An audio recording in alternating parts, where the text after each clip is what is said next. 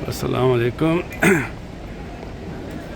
आज जुमेरात का दिन है और इस वक्त दिन के तकरीबन 7:15 बजे हैं।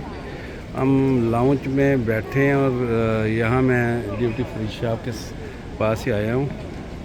और इससे पहले मैंने कुछ चीज़ें ख़रीदी हैं, यानी बकलावा वगैरह। अरेबियन जो है यानी ये एक हलवा टाइप है, बकलावा इसको कहते हैं। तो वो मैं अभी ख़रीद कर ले गया हूँ। तो ये वीडियो बना रहा हूँ, उम्मीद है कि आपको पसंद आएगी। अगर आपको पसंद आए तो इसको लाइक करें, शेयर करें। फ़्लाइट मेरी तकरीबन 8:25 पर है ओस्लो के लिए। तो इंशाल्लाह जो है ना, उम्मीद है कि 6 घंटे का सफ़र है। उम्मीद है कि ये सफ़र अच्छा गुजरेगा।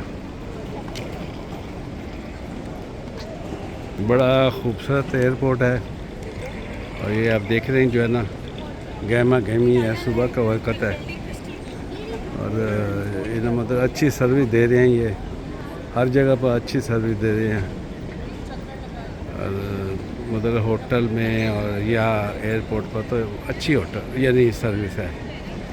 ज़्यादा सख्ती भी सहूलतें हैं हर किस्म की।